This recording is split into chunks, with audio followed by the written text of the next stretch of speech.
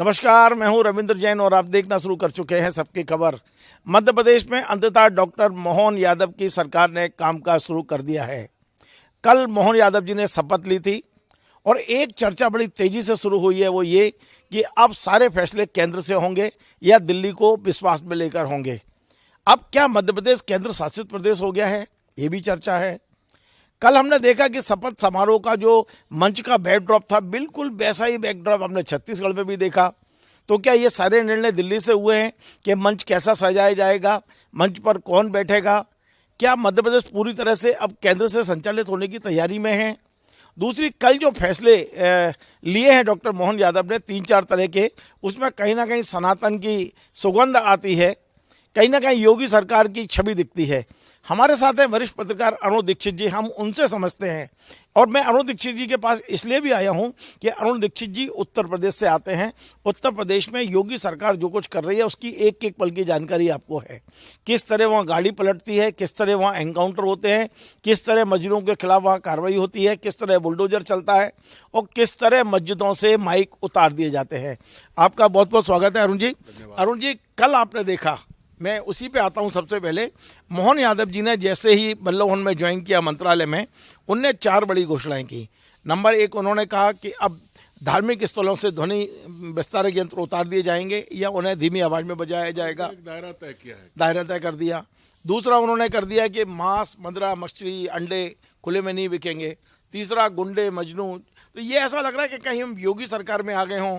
जिस तरह के निर्णय योगी जी ने लिए थे वो कहीं ना कहीं उसी पैटर्न पे है। और ये कहा जा रहा है कि इसमें सनातन की सुगंध आ रही है। आप क्या कहते हैं? देखिए, अगर वैसे देखें आप, ये जो कहा जा रहा है सनातन की सुगंध, उसकी व्याख्या मीडिया ने उसी तरह की है।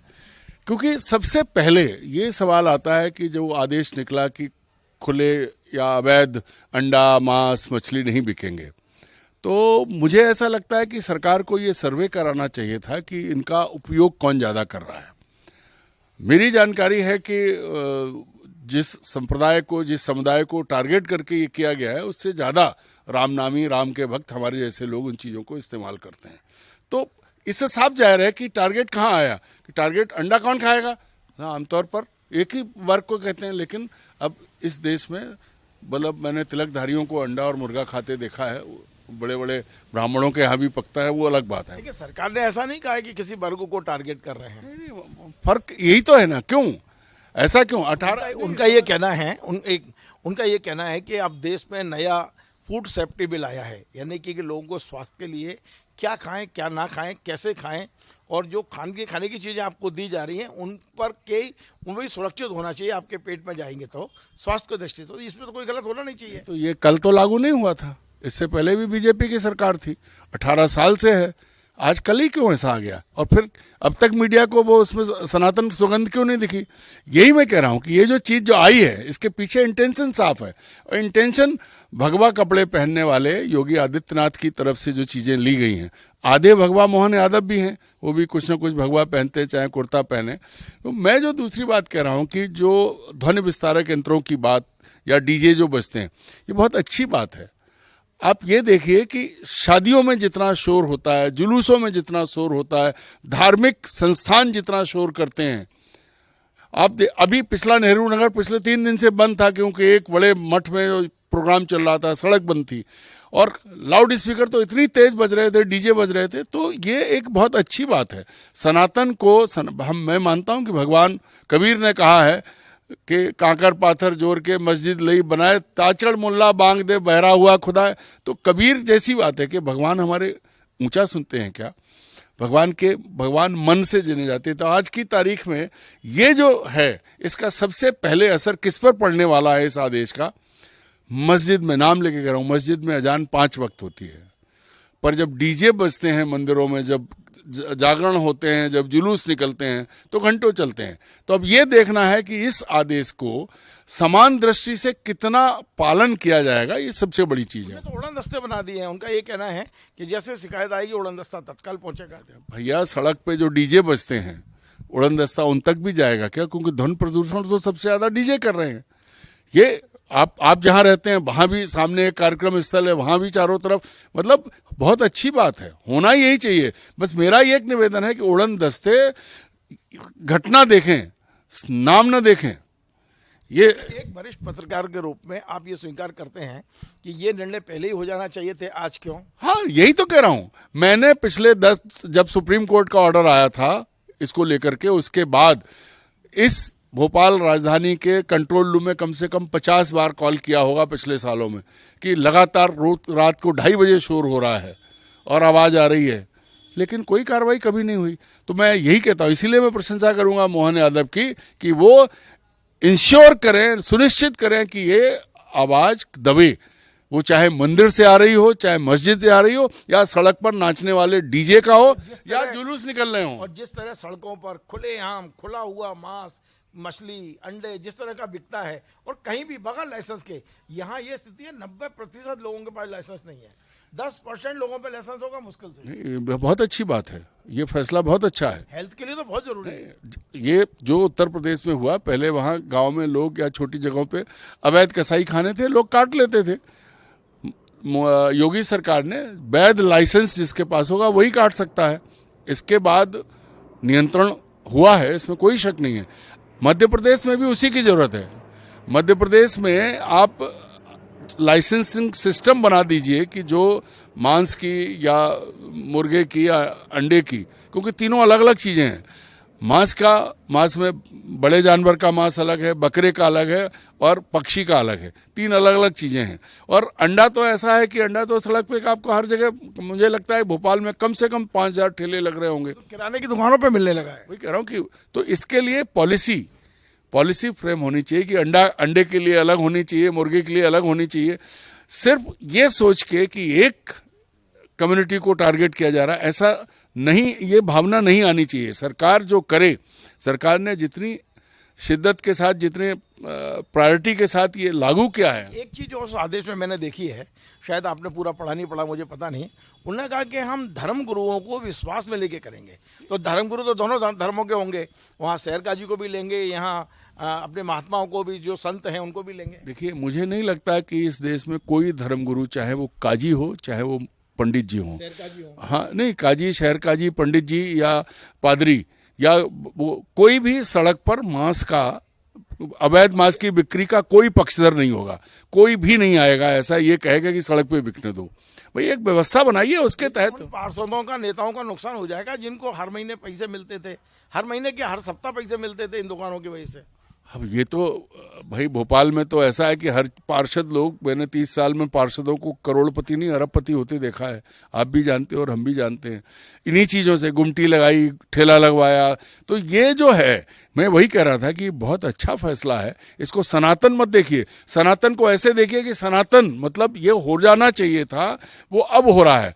और ये किसी धर्म और किसी से मत जोड़िए ये सबसे, क्योंकि मुझे मालूम है कि अगर आपको तो मोहन यादव से बड़ी उम्मीदें लगने लगी हैं कि मोहन यादव ने आके वो कर दिया जो 20 साल के सबसे पावरफुल नेता, लोकप्रिय नेता नहीं कर पाए। वही कह रहा हूँ कि मोहन यादव ने जो किया है बहुत अच्छा किया है। बस एक ही जरूरत है कि उनके उड़न दस्ते, उनकी टीम, उनका सिस्टम, उनकी व्यवस्था चेहरे नहीं देखे, नाम नहीं देखे, ये जरूर करना पड़ेगा। हाँ, चेहरे नाम, उसमें धर्म भी आ जाता है, क्योंकि कुछ तो कपड़ों से पहचान लेते हैं अपने यहाँ, तो बड़े अंतर्यामी लोग हैं, तो वो चीज़ है। धर्म मत देखो, व्यक्ति गलती कर रहा है, गलती, कानून का पालन कराओ। और इस देश में अगर कानून का पालन शुरू से हो रहा होता या 20 साल में यहाँ हो रहा होता, तो बहुत सारी चीज़ें जो हो रही वो नहीं होती। भाई अब एक बात अलग हटके कह रहा हूँ कि हमने बलात्कार पे फांसी का कानून बना दिया और ढोंढेरा पीट रहे हैं, लेकिन बलात्कार नहीं रुके, बलात्कार रुके नहीं। और फांसी कहते, तर्क दिया कि साहब कोर्ट नहीं कर रहा है, तो कोर्ट में फॉलो करोगे तब होगा ना। कोर्ट में केस पहुंचा, उसको फॉलो तो सरकार करेगी। जो बच्ची या जो महिला फांसी की शिकार हो गई वो सुप्रीम कोर्ट नहीं जा सकती, सरकार का काम है। तो यही कह रहा हूं मैं कि सबसे अच्छी चीज ये है कि ये कानून बना है तो इसको आगे लेके जाएं, ढिंडोरा ना पीटें और एक वर्ग को टारगेट ना करें। ये सबसे बड़ा, इसको देखना पड़ेगा। मुख्यमंत्री जी ने एक और बड़ी घोषणा की है, और वो ये की है कि गुंडे बदमाश जो कानून के लचीलेपन के कारण से जमानत पर बाहर आ जाते हैं, उनकी जमानत रद्द करने के लिए एक बड़ी मुहिम चलाने का आदेश उन्होंने दिया है पुलिस को कि आप लोग धारा 37, 437, 38, 39 कोई धाराएं हैं, इनके तहत जमानतें कैंसिल कराने का जो कहा है, इसे किस रूप में देख रहे हैं? क्या ऐसा लगता है कि मोहन यादव जी कहीं ना कहीं योगी जी के पीछे चल रहे हैं, क्योंकि वहाँ उन्होंने लैला वो क्या मजनू स्क्वाड बनाए थे? नहीं, मुझे ऐसा लगता है कि मोहन यादव बहुत ही समझ के साथ, हम लोग ये आकलन कर रहे थे कि प्रशासनिक समझ नहीं है, समाज की जरूरत है। ये चीज समाज की जरूरत है, क्योंकि भोपाल में भी पढ़ो कि शोधे ने लड़की को छेड़ दिया, मर्डर हुए। ये जो व्यवस्था है, अगर ये फिर वही बात है कि अगर पूरे देश में, तो देखिए भिंड मुरैना में क्या होता है, बालाघाट में क्या होता है, इंदौर में क्या होता है, वहाँ इस तरह की छेड़छाड़, बदमाशी, वसूली ये बहुत होती है। तो ये जो काम किया है इसको इन्फोर्स कर दें अगर 3 महीने का टारगेट देके, तो बहुत बड़ा 15 दिन का टाइम दे दिया है अभी। नहीं, 3 महीने में एकदम साफ कर दें। मतलब वो है कि तो अपने आप लोग जो है, जो जैसे उत्तर प्रदेश में तो गुंडे चले जाते थे थाने के, इनकाउंटर हो जाएगा।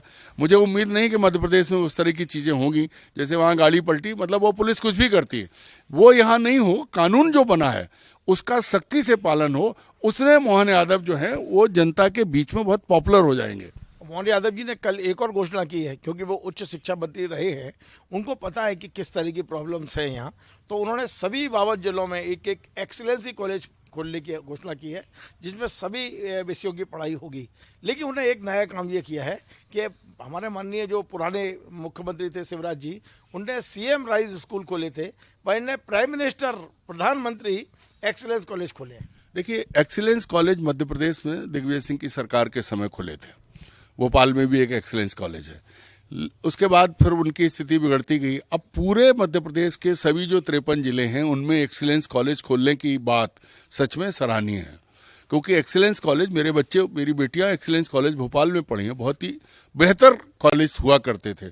उसके बाद चीज़ें बिखरी, व्यवस्थाएं बदली, क्योंकि मुझे ये कहने में लगातार मैं कहता रहा हूँ कि पिछली सरकार, पिछले 20 साल में आप देखिए शिक्षा पर उतना जोर नहीं रहा है।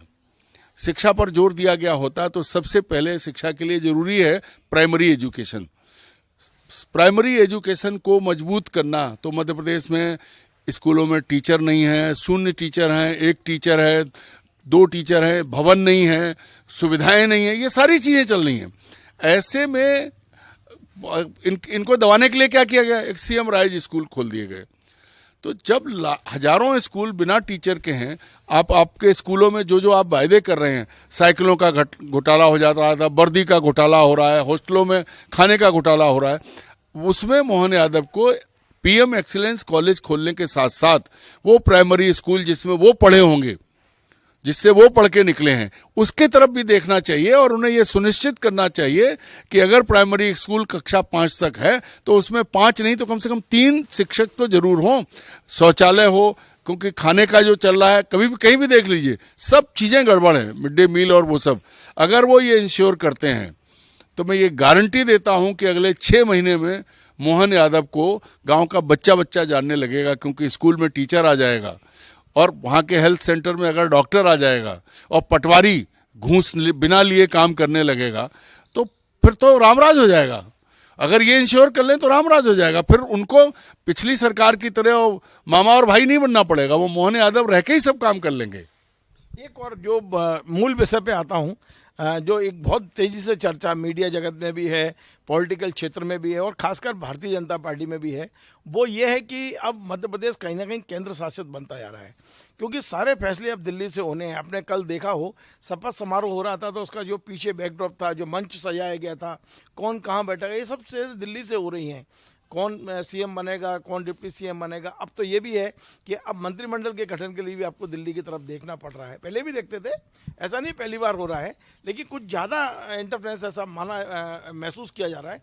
आपको क्या लगता है कि वाकई केंद्र का इंटरफेरेंस है या केवल ये आभास हो रहा है हमको, ये तो पहले से ही चलता है? नहीं रविंद्र जी, अब इसमें दूसरी चीज़ है, केंद्र शासित नहीं। केंद्र शासित तो ये होता था, यूनियन टेरिटरी है, राष्ट्रपति शासन वाले राज्य होते थे, लेकिन अब चीज़ें बदल गई हैं।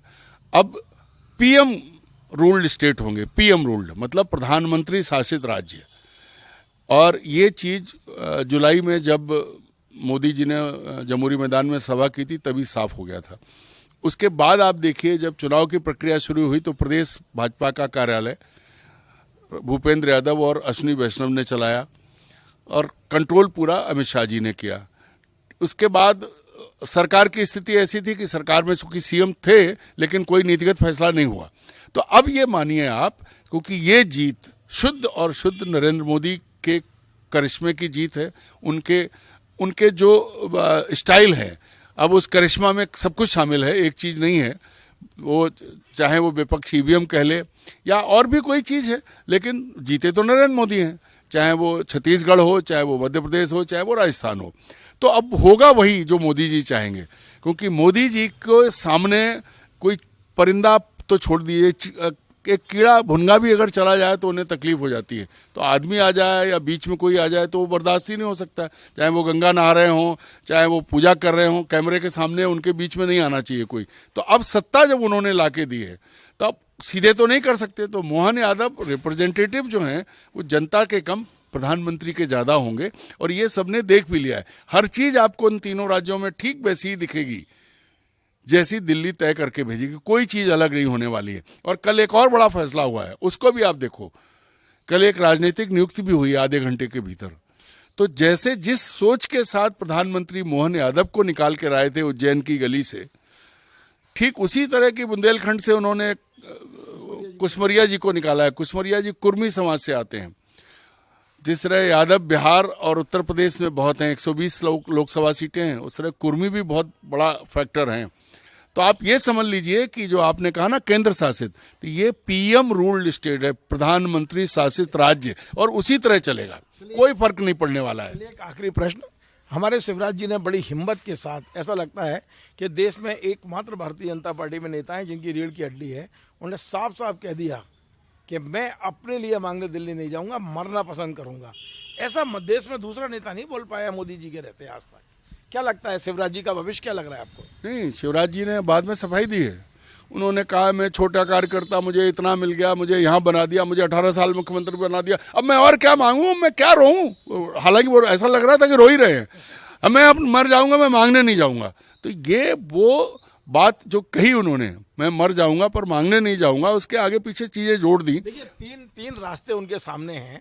वो केंद्र में मंत्री बन सकते हैं, वो संगठन में अध्यक्ष बन सकते हैं, किसी राज्य के राज्यपाल बन सकते हैं, और वे मध्य प्रदेश में भी रह के पॉलिटिक्स कर सकते हैं। आपको चारों में से क्या लग रहा है, इस चौराहे पे जो खड़े हैं शिवराज जी, किधर जाता है उनका रास्ता? शिवराज जी का रास्ता उनके घर जाता है और कहीं नहीं जाता है। शिवराज जी वही करेंगे जो नरेंद्र मोदी चाहेंगे, और मोदी जी नहीं चाहेंगे तो अभी जो उन्होंने अपना स्टेटस बदला है ना, वो जो 29 कमल की माला पहनाने की बात कर ली है ना, वो भी नहीं कर पाएंगे। ये समझ लीजिए, शिवराज जी खुद के बूते पर अगर शिवराज जी में हिम्मत होती तो बहुत पहले वो आगे निकल के आते। अब भी वो नहीं निकलेंगे, क्योंकि जब उन्होंने कहा ना अच्छा आप विदा जस की 10 धरदीनी चदरिया, तो वो चदरिया जो रखी गई है तो 2005 के नवंबर से लेके और 13 दिसंबर तक 23 तक की जो चदरिया का वो है, तो देखिए उस चदरिया में कितने दाग हैं, उस चदरिया में कितने छेद हैं।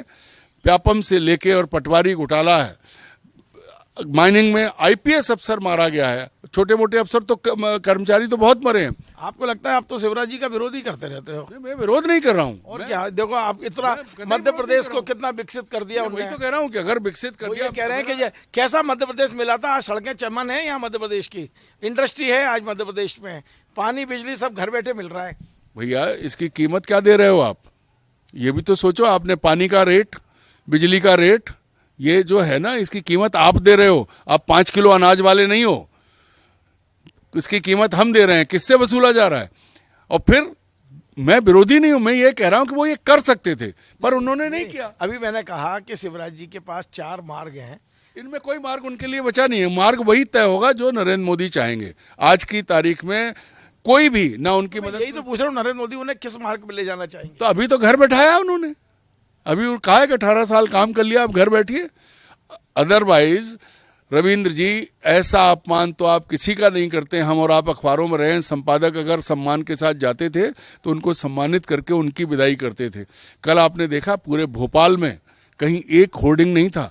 कुछ लोगों ने जरूर मामा मामा किया, लेकिन वो स्वतः स्फूर्त नहीं थे, वो प्रायोजित थे, सबने देख लिया। तो ये जो चीज है, अब ये पार्टी इसको जिसको कहते हैं कि इस ऐसे लोकतंत्र वाली पार्टी है जिसमें सिर्फ एक व्यक्ति जो है वो लोकतंत्र की परिभाषा तय करता है कि वो कितनी दूर तक लोकतंत्र है और कैसा लोकतंत्र है। आप देख लीजिए, वसुंधरा राजे सिंधिया, शिवराज सिंह चौहान बड़े पुराने, मैं तो कहता हूं कि शिवराज सिंह चौहान चुनावी राजनीति में नरेंद्र मोदी से सीनियर हैं। वो पहले विधायक बने, फिर सांसद बने, फिर मुख्यमंत्री बने और आज भी 17 साल पढ़े लिखे भी ज्यादा हैं, गोल्ड मेडलिस्ट है वो। पढ़ाई लिखाई की तो बात मत करिए, क्योंकि Modi ji entire political science में पढ़े हैं, उसमें कोई दूसरा पढ़ाई नहीं है। तो ये जो सबसे बड़ी चीज है कि जो कुछ करेंगे वो वही करेंगे और कोई नहीं कर सकता, और जो करेगा कोई तो फिर दिल्ली से देख लीजिए, राज्यों में देख लीजिए, पता ही नहीं लगता। एक वो सुशील मोदी थे, बिहार में कुछ बोले, कहाँ है आज की तारीख में?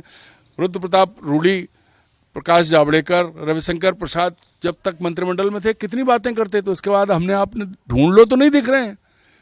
ये नरेंद्र मोदी का स्टाइल है, ये नए तरह का लोकतंत्र है, चाहे वो पार्टी के भीतर हो चाहे वो देश के भीतर हो। ये भी संभव है कि आने वाले दिनों में आप हमारा इंटरव्यू न कर पाए, ये भी संभव है, क्योंकि ये लोकतंत्र उस दिशा में चल रहा है। चलिए, बहुत बहुत धन्यवाद। आप तो अरुण दीक्षित जी बड़ी खरी खरी कहते हैं भाई। इनका साफ कहना है कि जिस तरफ मोहन यादव जी ने कदम बढ़ाए हैं, यदि वे भेदभाव रहित यदि सीधे सीधे उधर कदम बढ़ाएंगे तो उन्होंने चैलेंज किया है, अगले 6 महीने में पूरा मध्य प्रदेश मोहन यादव की जय जयकार करेगा, बच्चा बच्चा उन्हें पहचानेगा। बस आप एक बार कानून के अनुसार कदम आगे बढ़ा दीजिए। जो 4 फैसले कल हुए हैं, ये चारों फैसले मध्य प्रदेश की जनता के हित में हैं। इसे किसी भी समाज या किसी भी जाति या किसी धर्म के बिना यदि लागू किया जाता है तो मोहन यादव की मध्य प्रदेश में जय जयकार में अब देर नहीं लगेगी। आपको हमारा ये कार्यक्रम पसंद आए, आप इसे शेयर करें, लाइक करें, कमेंट करें, और आपसे बार बार निवेदन है, यदि आप इस कार्यक्रम को फेसबुक पर देख रहे हैं तो इसको फॉलो कर लें, बहुत ज़रूरी है, यही हमारे लिए आपका पुरस्कार होगा। और यदि आप यूट्यूब पर देख रहे हैं तो इसके सब्सक्राइब कर लें। बहुत बहुत धन्यवाद।